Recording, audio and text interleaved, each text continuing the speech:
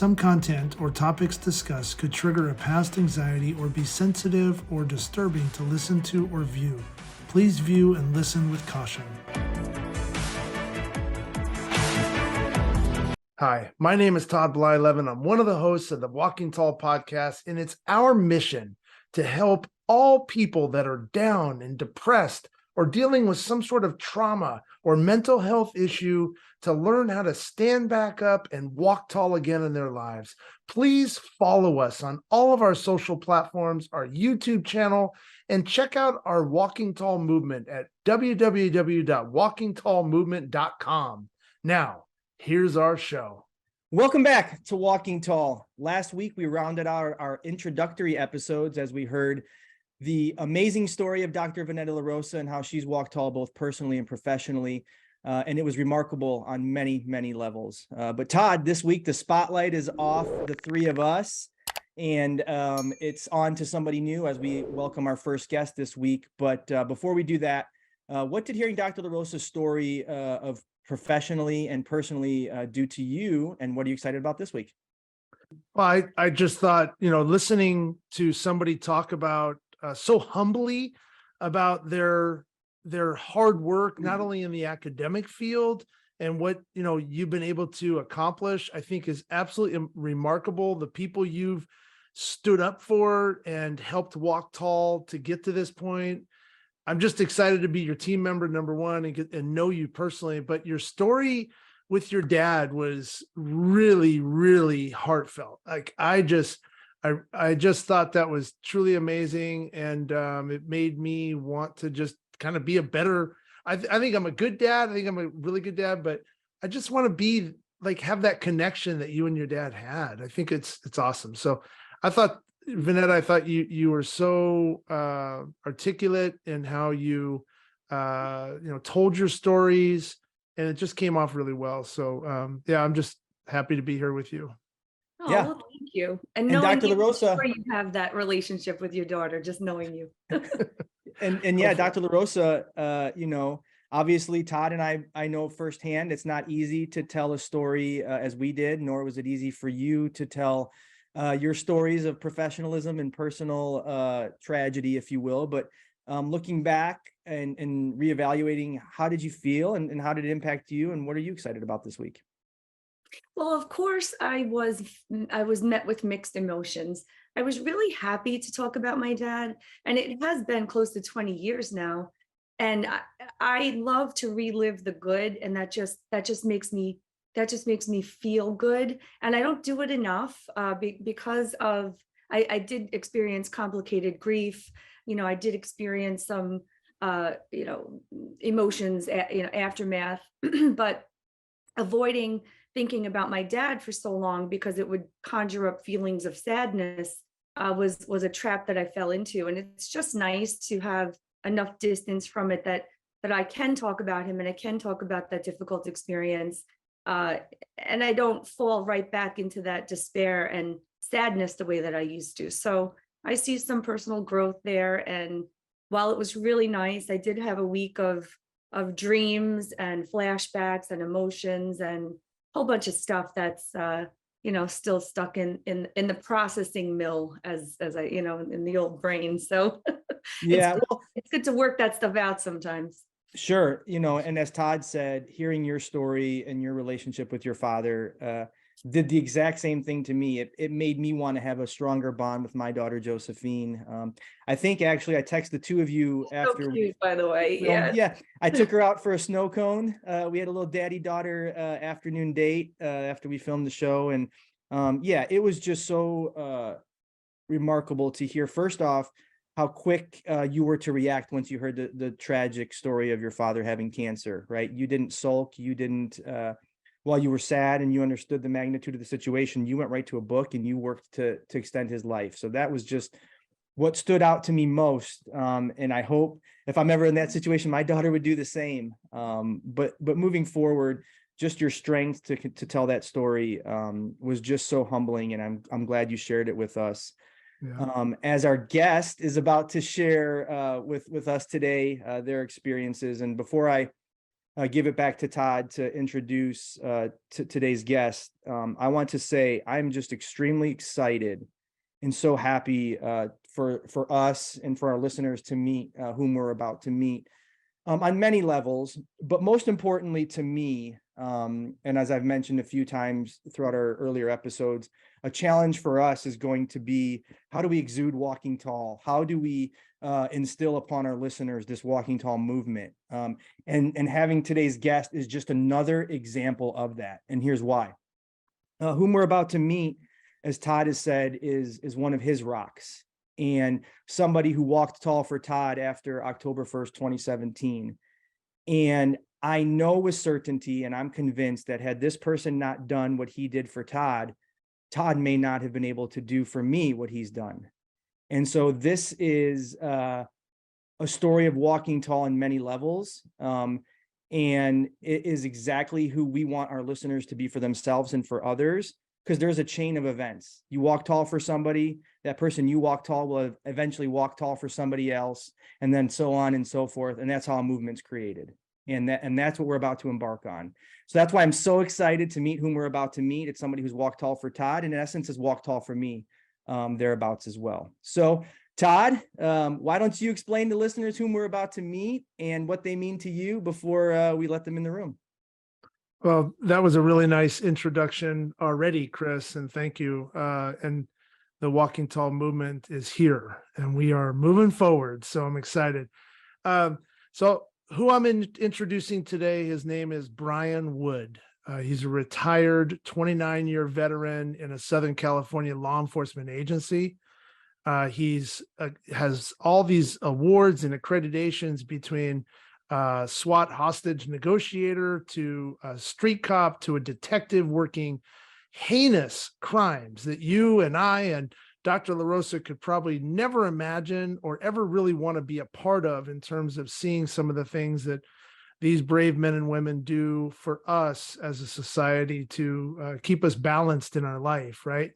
And keep the evil away as much as they possibly can. And he was on the front lines with all of this. He's worked as a liaison between the departments for the FBI and some high detail task force. And he's just been a rock. I've known him for over half my life. He was my best man in my wedding. And we looked very similar, you know, in some cases. We get a lot like, hey, are you guys brothers? And we are brothers, you know, brothers from another mother, so to speak. But we call him Woody, and he's just a very humble guy. He'll take the shirt off his back for you. He's walked tall for so many people. He's established peer groups and things like that within his departments. He's traveled the country. He's really just a genuine guy, and he's a barbecuer. He loves the barbecue. He's a pit master, so to speak. He travels the country in that regard. He's retired, but you know, for me, he's always been there for me in my time of need, whether it was after my playing days and you're going through depression. This was one of the people that you can always rely on being there for you. And after my experience at Route 91, I knew there was very few people that I could reach out to and talk to. And he was already speaking to me. So while I was on the grounds running into the event, he was texting me and giving me reports. He was calling Las Vegas Police Department. He was calling national databases and trying to figure out what was going on, what was I encountering, what was I about to see. He was trying to give me detailed information. So I was then relaying that on the grounds to the people that were going in with me. So we had a better understanding of what was going on. And obviously it was mass chaos, but he was there from start to finish, and he's still there with me. In fact, he moved to Texas not too long ago to just be with me. No, I'm just kidding. But his name is Bryan Wood. We call him Woody, and I'm going to go ahead and bring Woody on. All right, let's see. I admitted him. Here we go. Boy, I wish I was as cool as him, barbecuing and all that. Seriously, I know. I want to talk to him more about that. Pitmaster. There we go. All right, here we are. Hey, Oh, Good morning. welcome to Welcome, Walking Woody. Tall. welcome. Thank you. Thank you for having me on. I appreciate it. Yeah. Well, Very honored to be here. Thank you, Todd, Dr. LaRosa, and Chris. Appreciate it. yeah, no, thank you for being here, Woody. Todd, you haven't heard, but he did an eloquent job of letting the world know who you are and what you've done. And we just can't be more thankful that you've chosen to be our first guest and talk a little bit about your experiences. So why don't you take it over and tell us a little bit about yourself? All right. Well, I guess here's the opportunity to see if Todd oversold me a little bit, huh? uh, but no, I was a law enforcement officer in Southern California for a little over 28 years, 28 and a half years. And I started as a patrol officer, was a field training officer, spent roughly half of my career as a detective, working anything from narcotics task forces to managing our family services and juvenile diversion programs, to work in the Joint Terrorism Task Force attached to the FBI, and different caseloads, everything from white collar crime all the way up to sexual assaults and child abuse. So a little bit of everything on the professional side regarding my assignments. And some of my ancillary duties included being a hostage or crisis negotiator and a peer support member. So kind of rounded out a little bit of everything, but a long time, did a lot of opportunity to do a lot of different things. Sure. And I can't imagine, as you were fulfilling some of those roles, some of the more unimaginable things, no different than Todd and I have seen and experienced. And we've talked a little bit, Woody, how remarkable it is that you've chosen on several occasions to continue to subject yourself to these types of things. And it just goes to show your strength.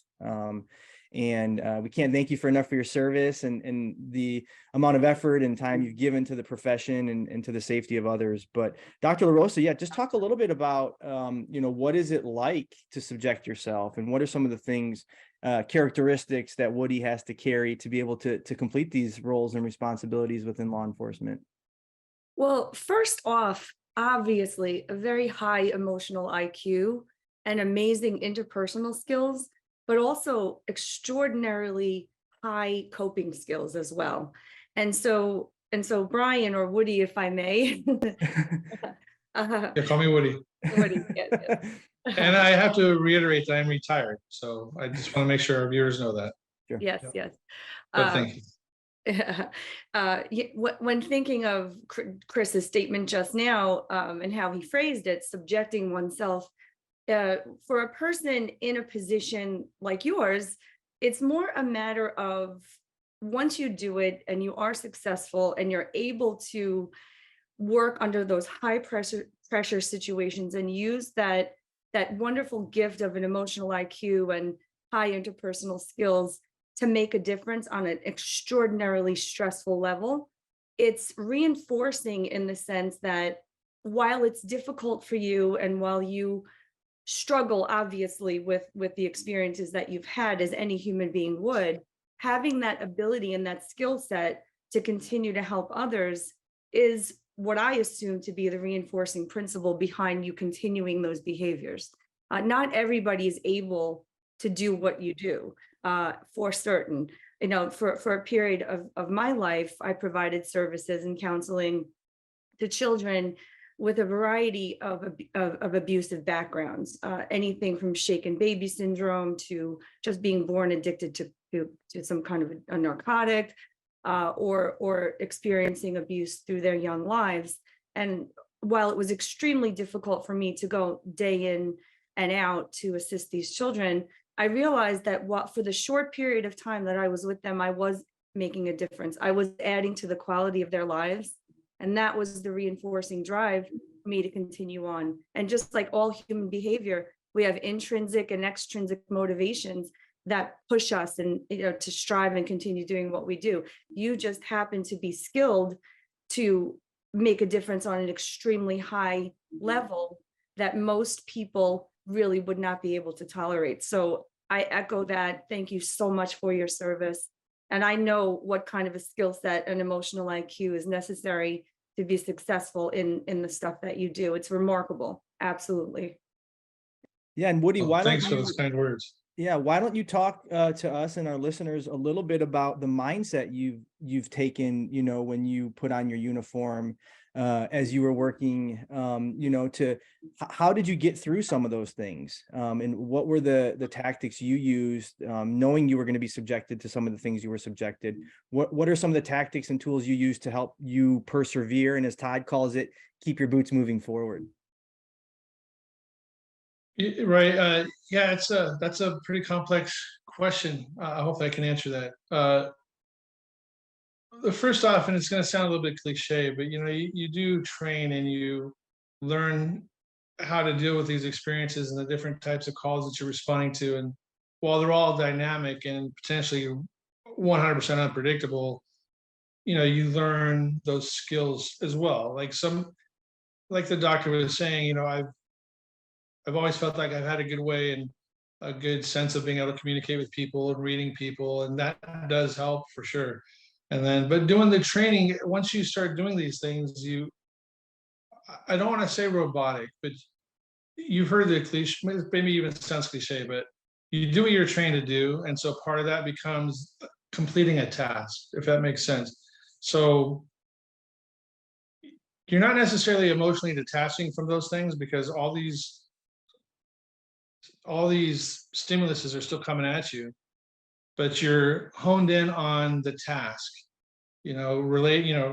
relating to some things Todd was talking about in prior episodes where he knew what he needed to do. It was just, now you're going, and he was going, and these things are happening all around you, but you're focused on completing your task, bringing peace to a chaotic situation, being the rock on these calls for the people who need your help, advocating and making sure your victims are safe, your officers are safe, you're safe.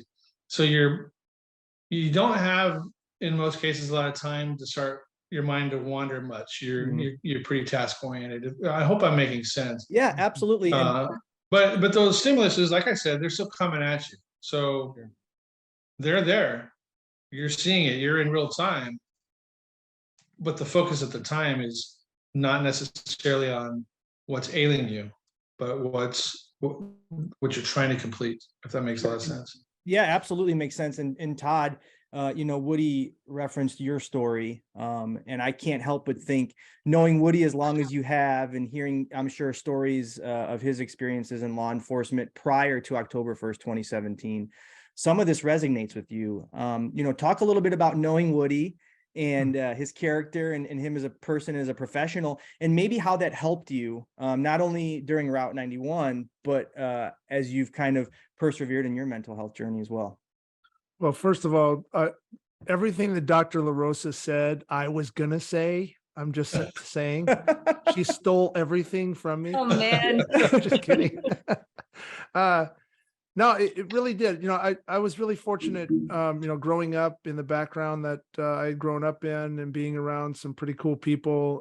One being around a lot of law enforcement officers, firefighters, military combat vets, just around sports, athletics. We just kind of all somewhat hung out together, and with Woody and being a part of the group, and it was a lot of different people. We wasn't just law enforcement. We had regular workers in terms of corporate people and stuff, but we all had kind of these same characteristics of appreciating life and where we were. And I think that each one of those individuals truly had a sense of wanting to help. If needed, they would help people. And I think we just kind of all stuck together, and it was that characteristic that kind of kept us to be friends. And, there's a movie called Young Guns way back when, and they reference the word pals. And, do you really understand what the word means? Pals, a pal is they're going to step up no matter what, in any situation, always going to be there for you, regardless of anything that you've ever done in the past, or maybe it's whatever the situation is, that person's always going to be there for you. And so Woody and I would always reference the word pals to each other because it's truly how we felt about each other, and a small group of other people. So it's a huge compliment to be called his pal. And so when you take Route 91, for example, and what my experience was, and that like what Woody had just brought up, you don't have time to think. And so there's that natural instinct that kicks in, and you're just going and you're going and you're going. And I could totally relate to what that would be like if you're an officer on a call, and it's that trained robotic kind of mentality. I wasn't trained. I didn't have that robotic kind of mindset to it.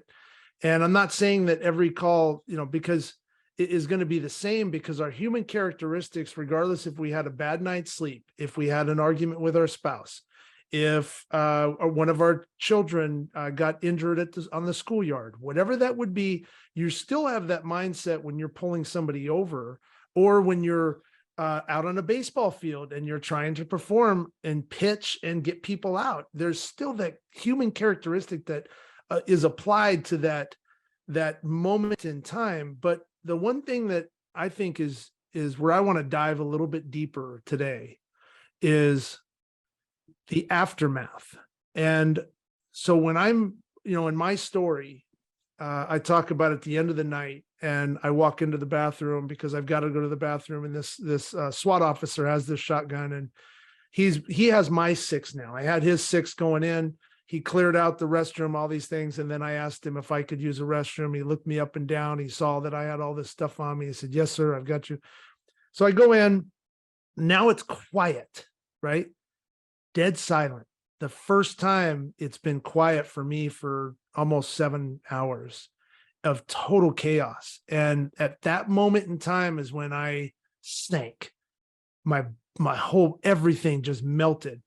So in that moment, now after that podcast was released, I was contacted by another rock of mine that made a comment, military reference wise. He said, "When you spoke about that, that's exactly what happens.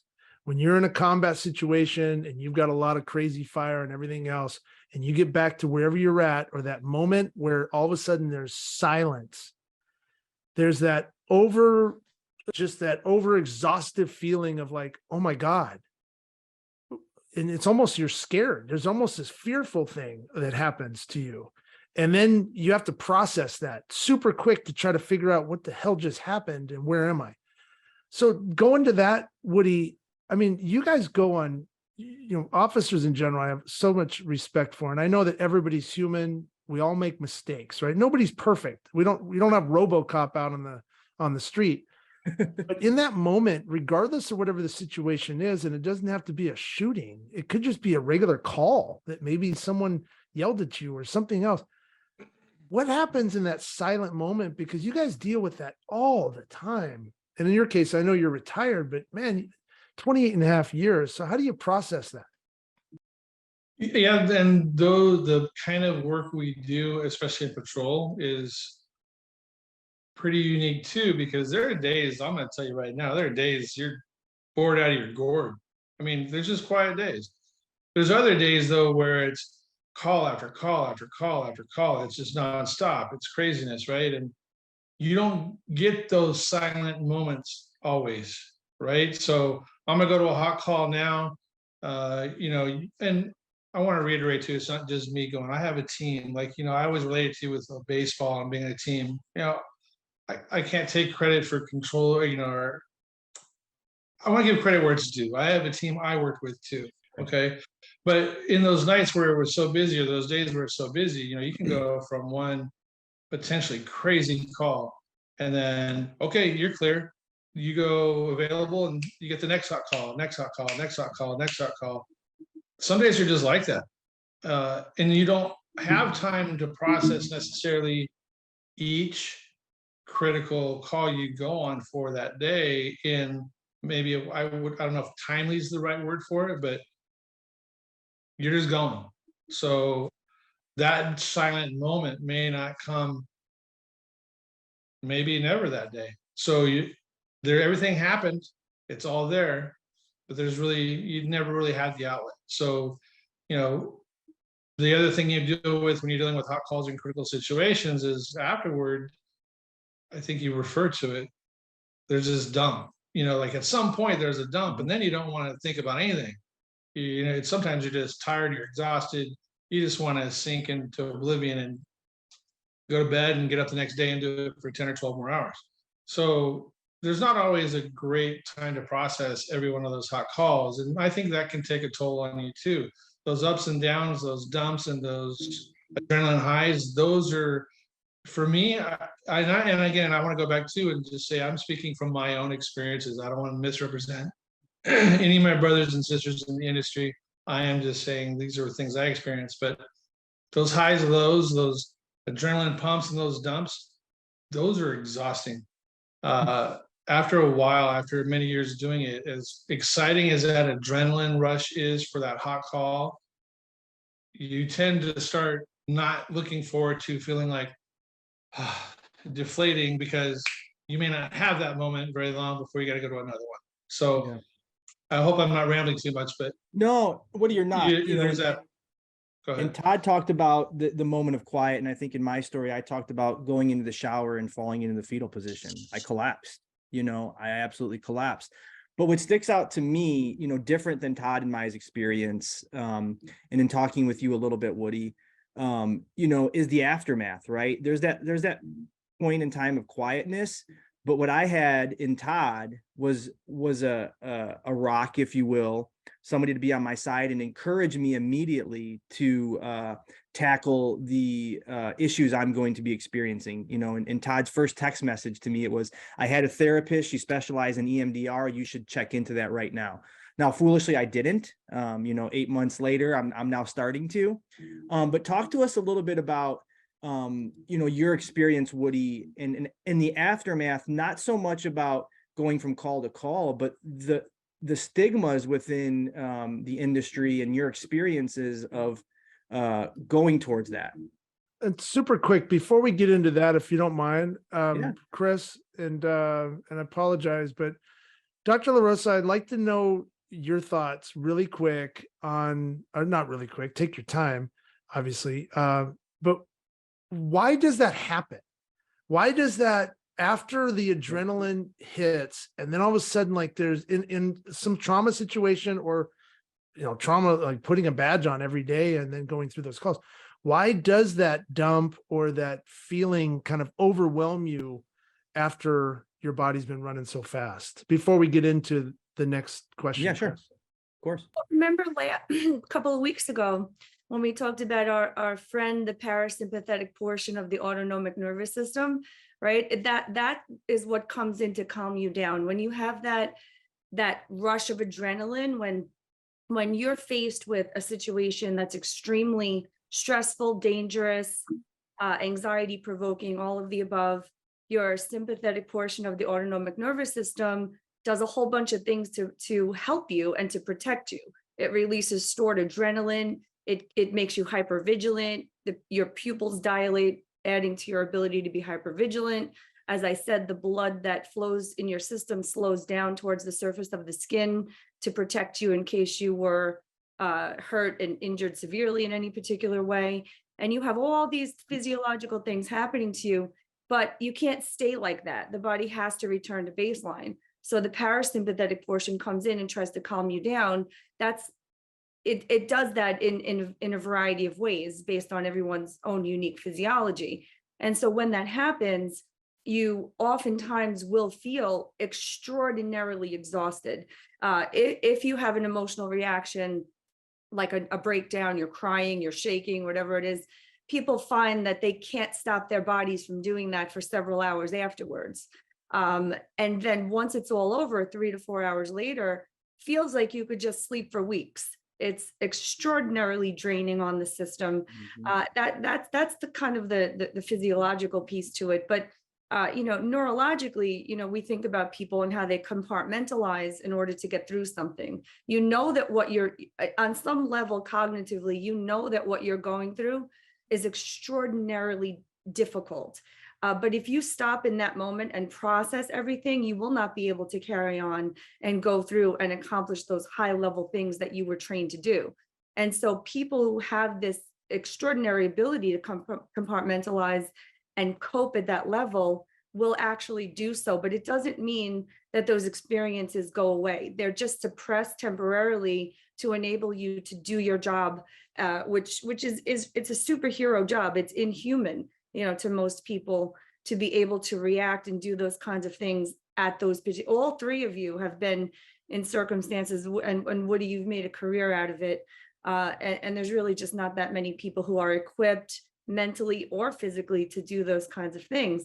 And there's also another component to it, which would be really strong executive skills and also metacognition. Metacognition refers to what you know and don't know, almost at a sensory level about your own cognitive processes. So, do people know what they don't know? Do they know what they do know? Are you experiencing something at a sensory level, and your internal hairs are going up, if you will, your triggers? Can you stop and say, this is a precursor to something, this is a potential trigger, and this is what I need to do in order to get myself through this potential trigger that's coming my way? People like you can do that sort of thing. Instead of being faced with it and surprised by it and having those constant meltdowns and breakdowns, you can almost predict the things that will put you in that circumstance, and then you could reroute yourself to enable yourself to deal with it. So those are executive function skills: your planning, your understanding, and your ability to orchestrate your actions in coordination with those higher mental processes and super high level of emotion is a combined skill set that really not very many people have. So, you were blessed with these endowments, to do the work over the course of your life that you've done and helped so many people. Yeah, absolutely. Todd, thank you for asking that question. That really brought this portion of today's show together. It makes all the sense in the world. And Dr. LaRosa, you said something that resonated with me, and you used the word suppressed, right? You used the word suppressed. So now, Woody, I'll turn it back to you to talk a little bit about the culture you've experienced in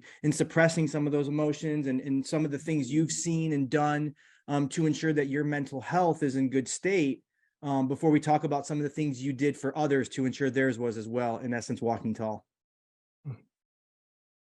Right. So we talk about the suppression factor, everything the doctor just said makes a lot of sense. And I think a lot of common threads in the things that she was talking about. And the flip side of that is you're not always mentally processing that you're suppressing something, right? You're just task, right? So that is your job.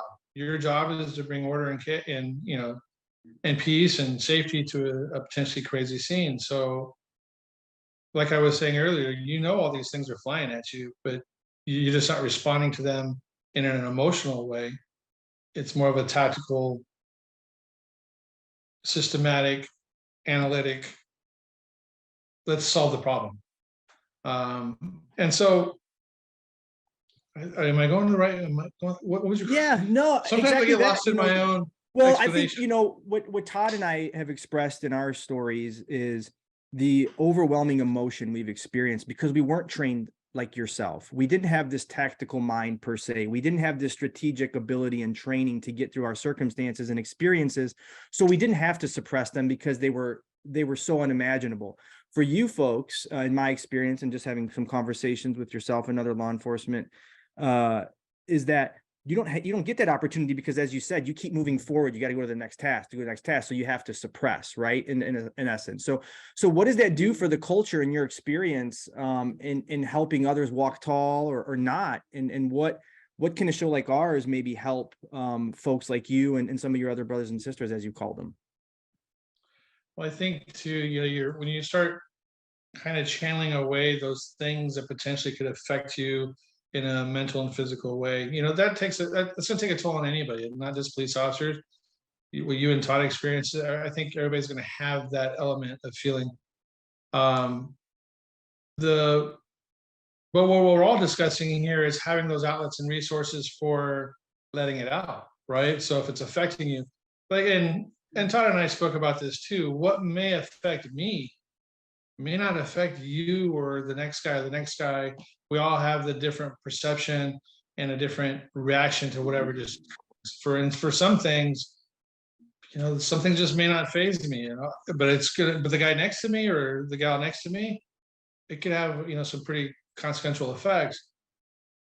And so at some point, I think in your career as a law enforcement officer, you're going to experience something that's going to rattle your cage a little bit. I know I did. And I can say my department was pretty good. And I think most departments that I'm aware of and surrounded us were really good about making sure the officers and the personnel understood that there are resources, or if we had a critical incident, that we would debrief, whether it was in a group setting or a small group setting, or a counseling team, trauma intervention programs. Those are out there. I think, and I'm sure you guys have experienced this, it's like leading a horse to water, though. I can give you these resources. It doesn't mean you're going to take it, right? And there's reasons that you may not take it. From my experience in my circles, some of that included, the stigma that mental health it's not treated the same way as a physical injury all the time. Sometimes you feel lesser. Sometimes you are not courageous enough to talk about those things. But the other thing too, with, in my experience in law enforcement, was your job is to be the steady, to be the rock. And so if we're in a debriefing setting and we're all supposed to talk about something that's ailing us or hurting us, I don't want my brothers and sisters, my peers, to think I can't hack it, right? Mm-hmm. And not everybody thinks that way, and that could be a real or a perceived perception that I have. But for me, like, I don't necessarily think I'm comfortable with talking about those things in a group environment. I had my other resources, and for me, they worked. But not everybody always finds those things, and so it makes it a little bit challenging. In my department, we had a peer support program that I was involved with for many years. And I think for me, and in my opinion, that was one of the greatest outlets, because nobody came in wearing an official hat that says, "Hi, I'm here from peer support and I'm here to help you." It was, "Hey, so-and-so went through a pretty tough call yesterday. Hey, does anybody know him? Yeah, I'm pretty good friends with them. Hey, give him a call, just check on him, see if there's anything you can help out with, or just let them know somebody's calling to say, hey, you okay?" Sometimes those things lead to them building the confidence to go talk and get those resources. But it's difficult when you're going back to like the group counseling or the professional setting. There's always a constant role strain of having to be the person that's you're being called because we want you to be in charge and fix this. So, yeah, but that strains with, well, I'm also a human and I'm going to have some emotional reaction to these things at some point, depending on what moves you. Yeah. So it's always that battle of, I don't know and I hope I'm making sense. Sometimes, yeah, absolutely. No, in my mind, I know what I'm wanting to say. No, but you said something that made all the sense in the world, and it's relatable for Todd and I, right? Like I referenced earlier in the show, Todd's first text to me saying, "I found an amazing therapist who specializes in EMDR and you should do so too." It took 8 months for me to find a therapist that specializes in EMDR, because I was experiencing the exact same things you just mentioned, Woody, right? Like, I trust Todd with my life, and he told me exactly what to do the very first day I met him, and I didn't do it, right? Because I was trying to will through it. I was trying to tough through it. I didn't want to be perceived as weak. So Todd, talk a little bit about how you went from, feeling as if you didn't need it or did, to really valuing it the way you have, those support groups, those therapy sessions, things like that. There's a lot of relatability to what you and I experience and to what law enforcement experience on a consistent basis. Yeah, no, it's so true. I think, I was raised no blood, no foul, and you get up, you dust yourself off, you keep moving forward, and you're as tough as you can be. And I carried that mentality, through really my whole life. I think I still do, to a certain extent. But when you go through an event like, what I experienced, and saw and touched and felt and heard all the things that I had seen, and in that course of time, that's a lot to process, and you're suppressed, right? You're putting all that stuff into in the back of your mind. Your mind is going crazy, the headaches. I had physical injuries from that night as well, ripped my shoulder out and my hernias and everything. all of it was just a big combination. I had multiple people telling me you need to get help. Thankfully, I had my rocks like, Woody and somebody in the military field, somebody in fire. And it wasn't until, my buddy Chad had mentioned, hey, you need to look at EMDR. I'm really worried about what you're feeling right now. You need to try to find that EMDR therapy. That gave me, at least like you said, Woody, like that was my watering hole. And it was up to me now to allow myself to say, okay, I'm not as tough as I think I am. I can't deal with this. I'm getting irritable. I can't sleep at night. I'm literally like, my head is pounding. I'm popping Advils like crazy. I don't know who to talk to. So finally I took that left boot and I walked forward towards it. Right. And I just didn't find the right person. And the first couple times, until finally I found my angel, my rock, Diane Logren up here in North Texas. And I know she probably would hate she's still the most humble person ever. She probably hated that I'm even mentioning her name on air. But me being able to walk in, I remember that first sit down with her and I'm sharing my story and she's absorbing it. And then she just kept allowing me to talk more and more about my situation. Yep. And she listened to me. And that was the big thing I had with like Woody's bringing up peer support and these rocks, right? That you don't have to it doesn't have to be manufactured. It has to be organic. And great story on like reaching out, another officer, hey, who knows that person that was just in that really bad call? Let's get in touch with him. Even just the text, the call. We were talking to someone, Chris, the other day that was sharing their story about how they texted me every day after my event. And my last story, because I shared this with Woody earlier, when the article came out on me with that Anthony Castrovintz with MLB.com wrote, I got contacted by all kinds of people, probably over 1,000 people, law enforcement, military combat, first responders, regular people in the regular world. But one officer sticks out in my mind up in Rhode Island. He went in an officer-involved shooting. His partner was down, and he struggled with that for 3 years. He made the decision to go to the watering hole and find help. He was getting support through his agency. It wasn't enough. He needed to go outside the agency to get private help. He went and did that, but it didn't work. It didn't work for him. So he cut it off.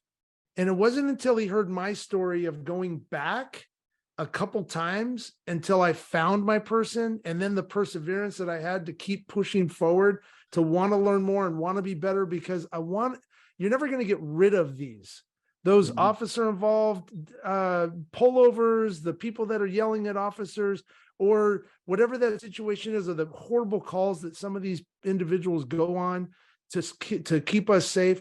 They're never, ever going to get rid of that. No, but they can learn how to walk forward and walk tall again with others, knowing that there's support with them. Right. Absolutely. Correct me if I'm wrong, Woody.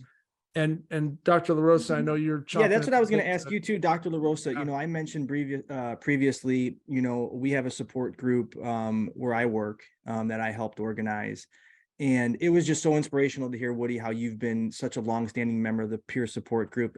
It's no secret as to you've been walking tall for others and Todd and myself, as I said earlier. But Dr. LaRosa, if you wouldn't mind, talk to us a little bit about the power of group, right? I think I've experienced it in a group setting and the power of that. Now Woody has, Todd talked about what from a brain perspective, how does that resonate differently with people in a group setting?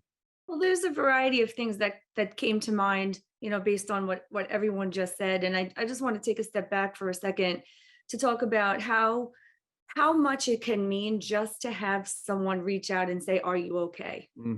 It's, of course, we have our trained professionals around us, and we have those people with higher levels of training to get us through the more difficult mental times. But the first step sometimes is really just having someone care enough to ask you how you're doing, care enough to follow up.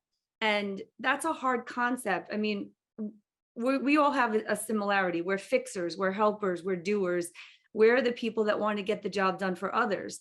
And so at a time in my life when I was experiencing complicated grief and other kinds of things. And I had to go and find my therapist, my rock. I went in there. It didn't really affect me for the first 2 or 3 years that I was involved in the process, because I was intellectualizing everything that I was saying. I was saying it, but then I was following it up with a reason why it was happening. And while I was doing that, I was invalidating my own feelings and responses without even realizing that I was doing it, because I came from the perspective, I should be able to process this. I should be able to handle this. I can do this for other people. There's no excuse. I cannot, and I come also from a similar background. We work hard. We have a hard work ethic. We get the job done. And I did not know what it was, what it was like to have to rely on somebody else to get me through that kind of a situation. And I remember the very first time in therapy that I actually broke down and I actually had an emotional response to something. And I was very surprised by it, because I thought that I was in full control of my emotions. And I had to realize, just like everybody else, even though I've spent a lifetime, in the field of psychology and different branches of psychology, I had to actually go through the process and have that experience and those people to rely on to fully process it from that perspective. So as much as you might understand it, it's actually living it and going through it that makes all the difference. And Chris, to your question, the power of a group, if we think about it, what do we have in others that sit next to us with these shared experiences? We have, it's not that anybody is feeling better that someone else is feeling worse, but we don't feel alone. We feel justified. We feel like we want to help the others in our group, and those people want to help us. And there's something in that shared responsibility that really makes a group therapy situation work very well under, of course, the right leadership. So it's nice to be amongst a group of individuals where you can share your story in a safe space. That the reactions are going to be safe. That it's led by somebody with training. If it gets out of hand, someone's going to be able to shut it down and redirect it.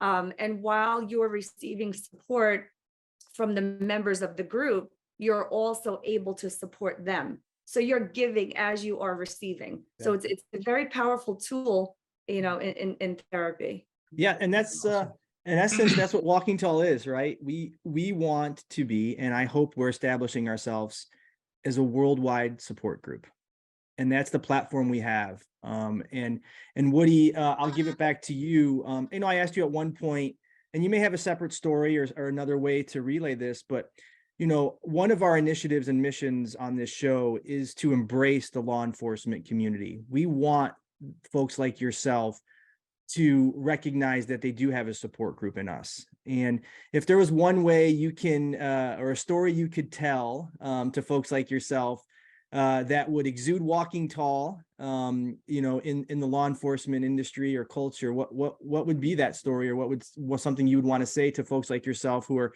curious about Walking Tall and how we can work together? Well, a couple of things I just wanted to hit on real fast is relying on others. So it's a tough sell to basically a career where people rely on you. Right. So they're relying on you to bring order and peace. So it's tough then to turn the table to, I'm the one people need to rely on. I'm supposed to be the rock. I'm supposed to carry this. I can't give that to somebody else. I don't want to burden somebody else with that. That's my job. Right. Mm-hmm. And we do that with family as well. So you get home and, most people want to talk about their day, but in a lot of cases, I don't want to dump that in my house to my wife and my daughter and my boys. I don't want to burden them with that. So it's there again. That's a common thing that occurs where you're never really talking about it.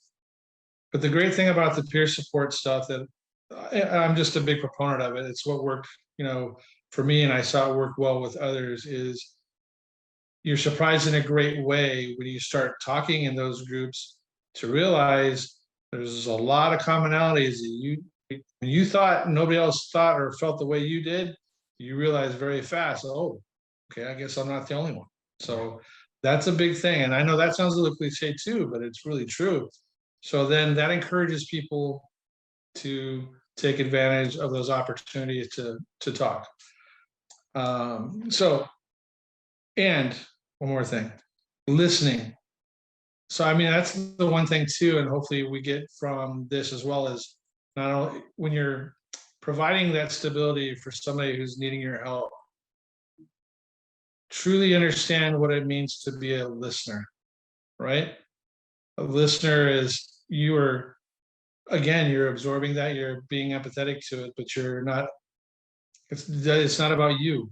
That you are like doing a custom job for whoever is outletting on you. You respond in the way that benefits them. It's not for you. You listen, right? Does that make sense? So that's a tough thing because you can hear somebody, and I know that sounds weird too, but when you're actually listening to somebody, you're really paying attention and focused on the things that are critical to them and what's important to them. You're not trying to formulate some kind of response on how you're going to say something back to what they just said. You take it, you listen, you encourage that, you give them prompts, you're active listening, you're doing things for them to keep talking.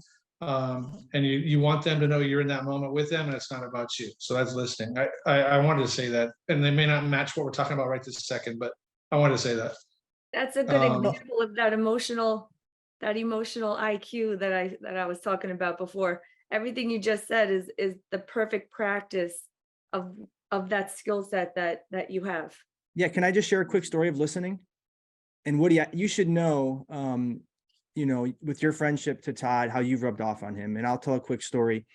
July 11th, this past summer, 1 week to the anniversary of my experience, I felt pulled to go to the location. They were doing a remembrance a week later, at the same time the shots rang. And Todd, I don't know if you recall this, but I went to the whatever they called it at the time. I apologize, I'm losing my words, but like a little carnival or something. Yeah, no, it was like it was just a memory, right? It was I'm losing my words, but nevertheless, it was 1 week to the day, to the minute, of the event that I was experiencing. I walked away from that event and I collapsed.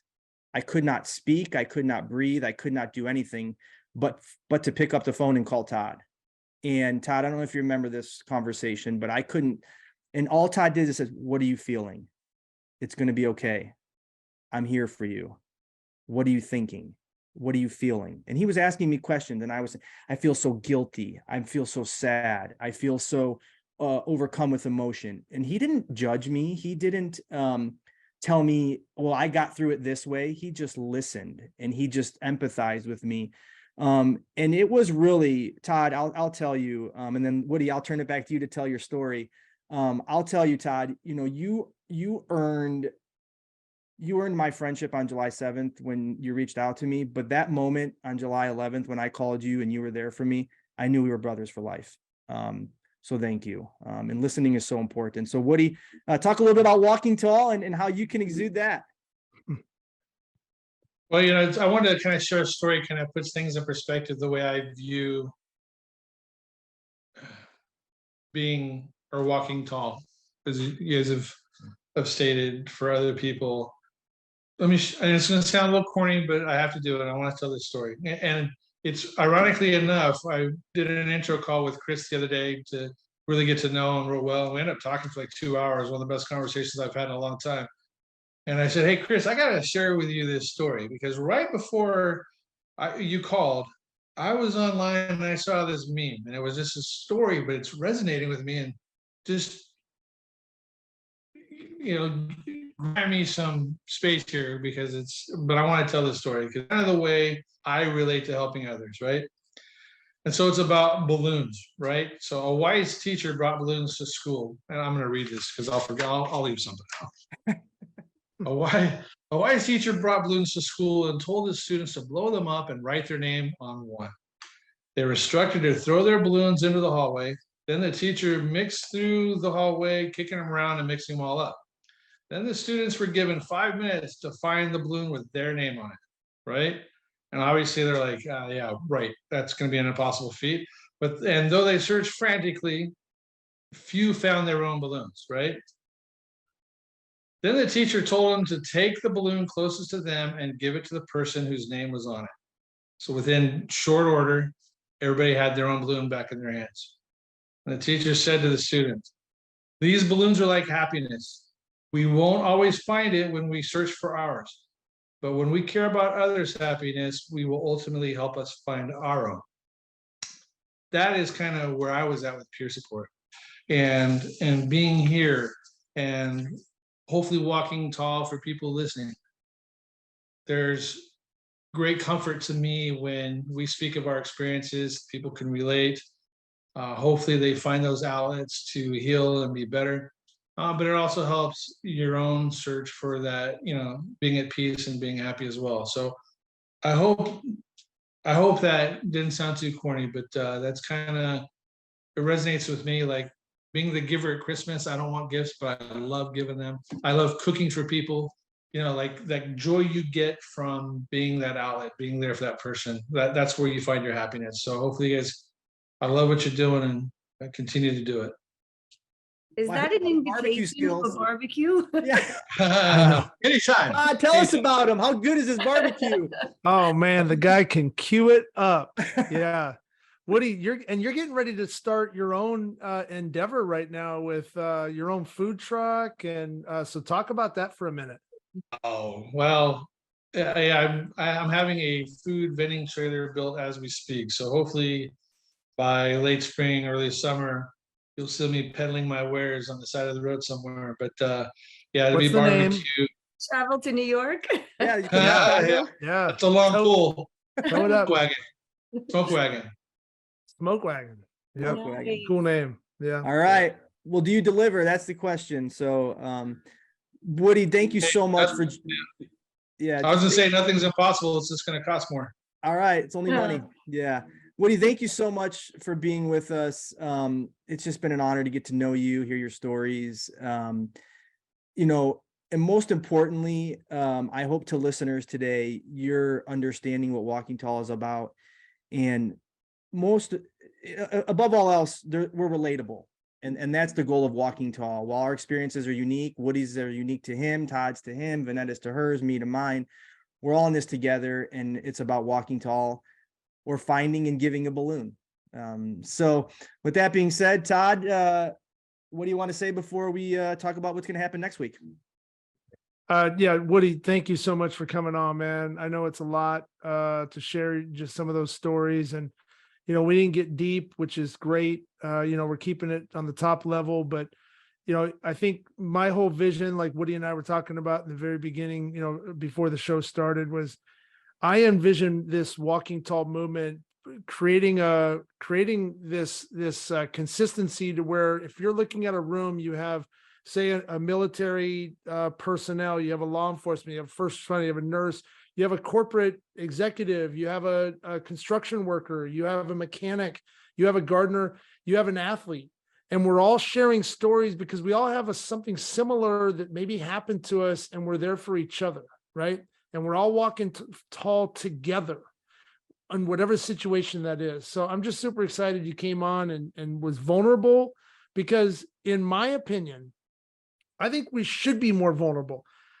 What we do on the outside, what has got us here, we're tough. We're all tough people. Most people are tough, right? We've gone through crap in our lives.